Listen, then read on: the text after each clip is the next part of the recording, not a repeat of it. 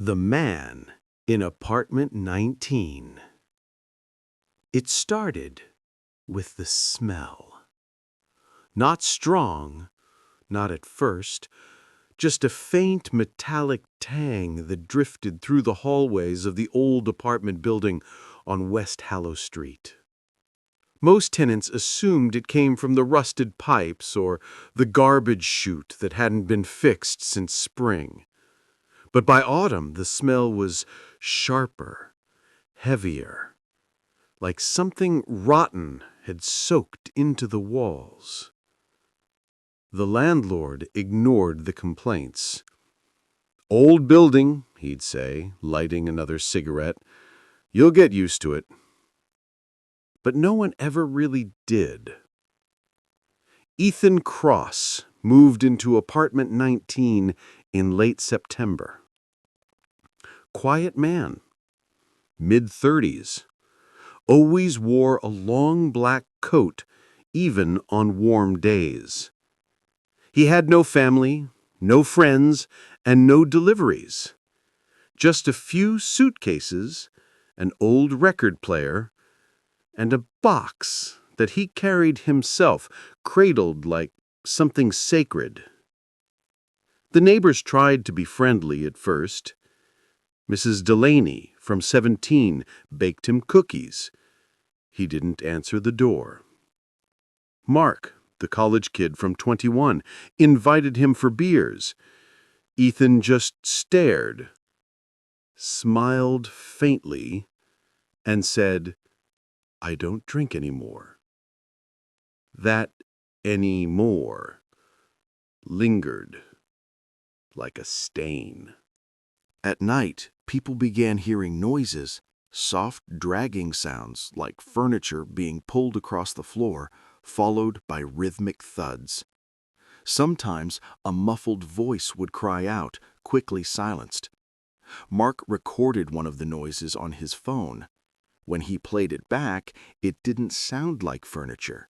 It sounded like breathing, heavy, ragged breathing, and a low whisper repeating something over and over again. "Stay still. Stay still." He deleted the recording that same night. In early October, the building's janitor, Ron, went missing. He'd last been seen going into Apartment 19 with a set of spare keys, mumbling about a leak complaint. The next morning, his mop bucket was still in the hall. The smell, by then, was unbearable. Ethan told the landlord he'd seen nothing. "Didn't hear him come in," he said softly. "You might want to check the basement." They never did. 1 week later, Mrs. Delaney's cat dragged something into her kitchen, a torn scrap of paper smeared with something dark. It was a piece of a diary page written in desperate handwriting. "He makes them kneel in the dark. He whispers to them before it happens. I think he believes he's saving them." Nobody knew where the page came from, but the handwriting was familiar to the landlord. It belonged to Ron. Mark couldn't take it anymore. The smells, the sounds, the way Ethan sometimes stood at the window at 3 a.m., motionless, staring across the street. He decided to sneak into Apartment 19 when Ethan left for his nightly walks. Inside, everything was wrong. The apartment was almost empty. Just a single chair, a bare mattress, and walls covered in newspaper clippings about unsolved murders from different cities. There were photos of victims, dates, notes scribbled in red ink, and in the corner, the old box Ethan had carried in. Ethan opened it. Inside were teeth. Dozens of human teeth, each tagged with a name and a date, some as recent as last week. He dropped the box, stumbled toward the door, but froze when he saw his reflection in a cracked mirror. Behind him, Ethan stood silently, his face half in shadow, a carving knife glinting in his hand. "You shouldn't have come in here," Ethan whispered.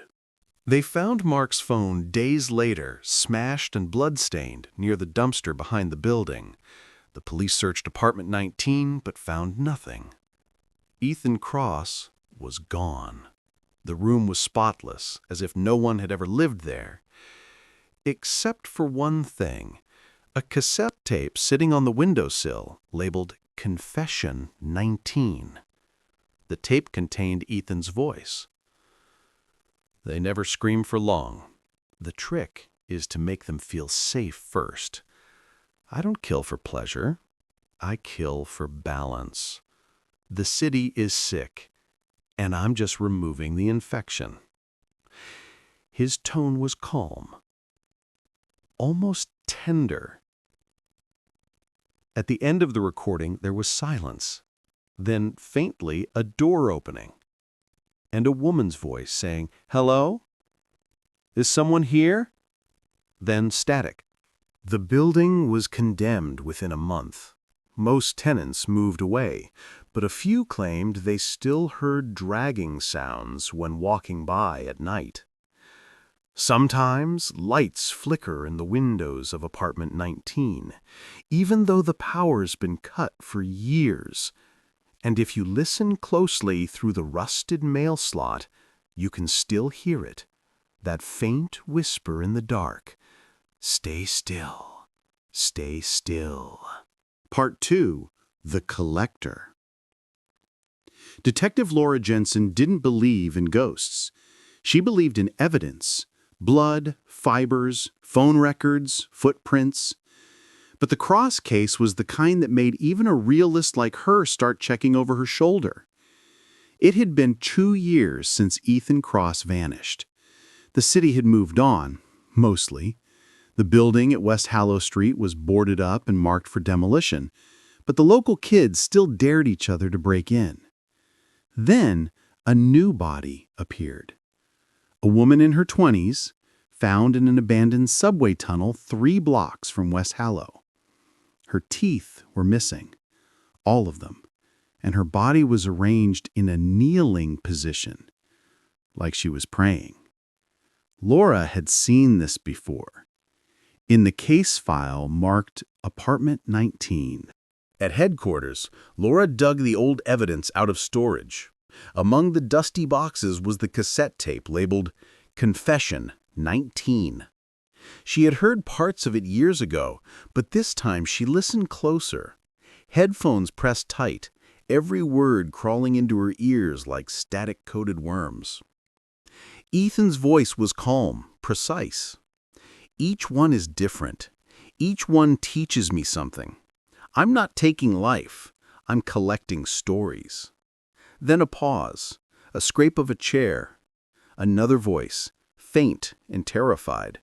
"Please, don't." Ethan whispered something barely audible, a single word that made Laura's stomach twist. Balance. That word again. It showed up in his notes, his letters, even carved into the wood of apartment 19's window frame. But now there was something new. At the very end of the tape, a sound she hadn't noticed before.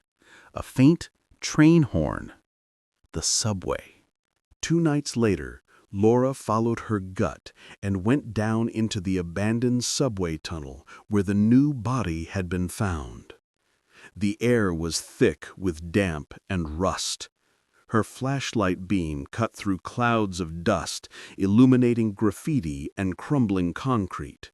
Then she saw it, a faint chalk mark on the wall.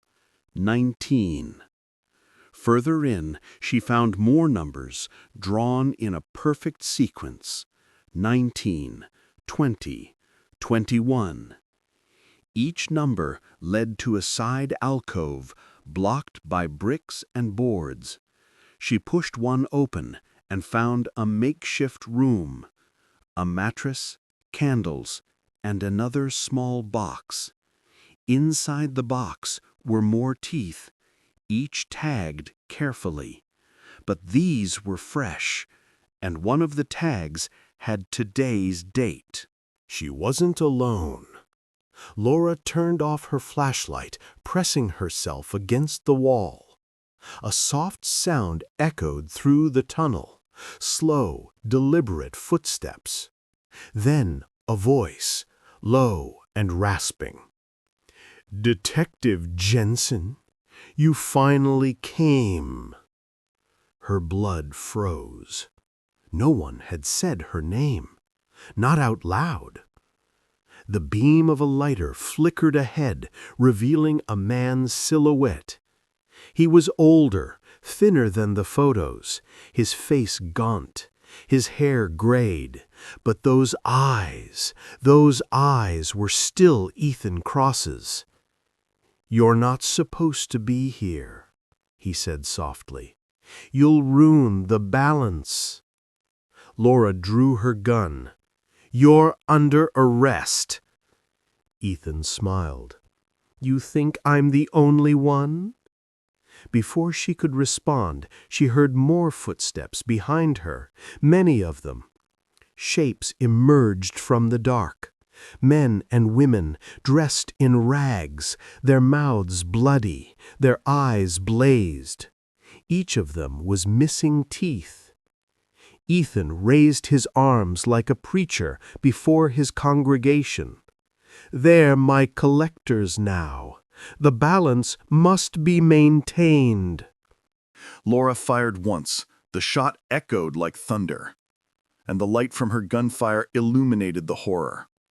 The people moved toward her, not screaming, not running, just walking, silently. She turned and ran through the tunnels, her flashlight shaking, the sounds of dragging feet behind her. She climbed a maintenance ladder and burst through a locked gate into the street above. When backup arrived, the tunnels were empty. No Ethan Cross, no followers, no evidence of the box. But in the spot where she dropped her flashlight, investigators found something else. A small white tooth, and a note written on yellow paper. "You can't arrest balance." Laura never stopped looking for him. She requested reassignment to cold cases, but she still returned to West Hallow Street sometimes, even though the building had finally been torn down. Or so the city claimed. Because one morning, on her way to work, she passed a new construction site where the old apartment once stood, and there, painted in red on a steel beam, was a familiar mark. 19. When she asked the workers about it, none of them knew who'd written it. That night, when she got home, there was an unmarked envelope waiting on her kitchen table. Inside was a single cassette tape. It was labeled, Confession 20. Part 3. The Confession 20. Detective Laura Jensen waited 3 hours before opening the envelope again. The tape inside, Confession 20, sat on her kitchen table. The black plastic casing smudged with something dark. Not quite blood, not quite dirt, something in between.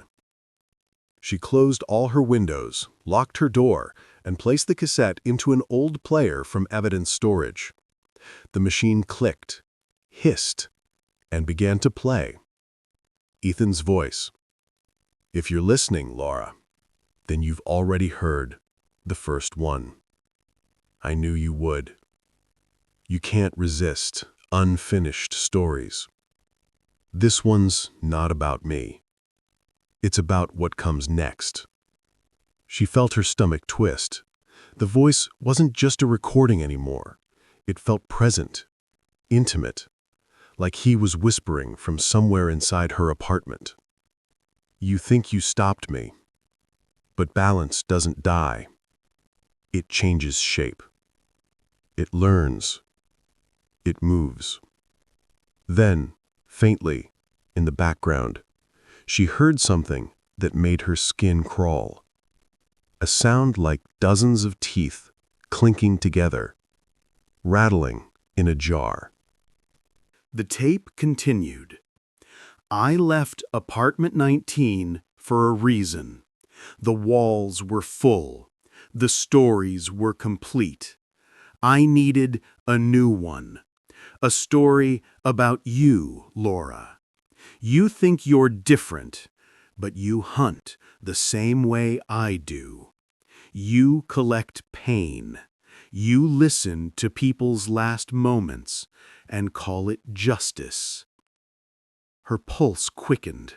The sound of her own breath grew louder in her ears. And then, a new voice spoke on the tape. "Detective Jensen? Can you hear me?" Laura froze. It wasn't Ethan. It was Mark's voice, the college student who had vanished from apartment 19 years ago. But he was whispering something beneath his words, repeating it softly over and over again. "Stay still. Stay still." The same phrase the victims had been recorded saying before they died. At 2:17 a.m., Laura's phone rang. Unknown number. She answered, expecting static, but a voice spoke clearly, calmly, familiar. "You listened, didn't you?" It was Ethan Cross. "You shouldn't have played the tape. Now they know you." "Who?" she demanded. But the line only repeated a single word before cutting out. "Collectors." She didn't sleep that night. Every creak in her apartment sounded like footsteps. Every shadow looked too deep. By morning, she decided to drive to the construction site where apartment 19 once stood. She needed proof, something real. The lot was fenced off, the old building long gone. But when she walked around the back, she saw it. A new doorway sealed behind temporary concrete. On the slab above it, carved into the fresh surface, was a single number, 20. Her radio crackled. "Dispatch to Detective Jensen. We just received a report of a break-in at your apartment. Caller said the suspect was humming." Laura turned and ran to her car, heart pounding. She reached her building within minutes.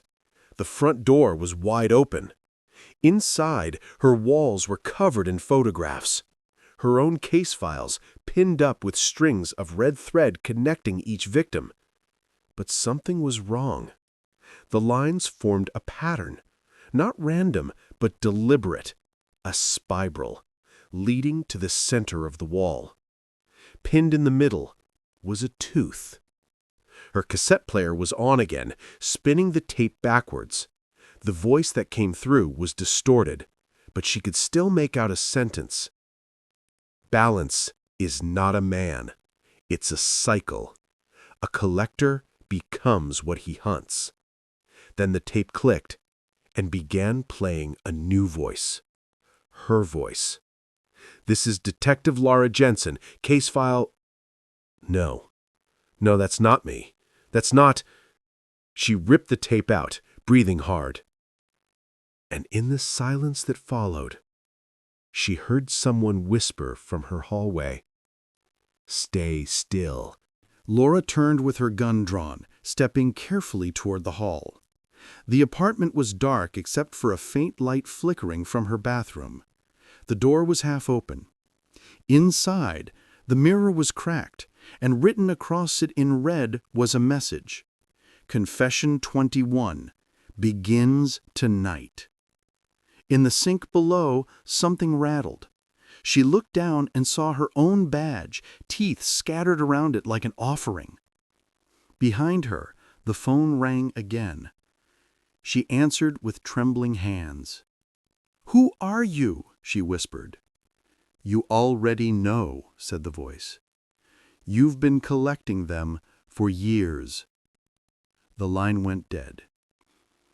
And then, from behind the bathroom door, came the sound of a tape recorder clicking on. The police arrived the next morning after neighbors reported screaming. Laura Jensen was gone. Her apartment was empty, spotless, except for the wall, now stripped bare with a new message carved into the plaster. Apartment 21. Occupied. And somewhere, far underground, in the tunnels beneath the city, a new recording began to play. Confession 21, said a woman's voice. Calm. Controlled. My name is Laura Jensen. I am the balance.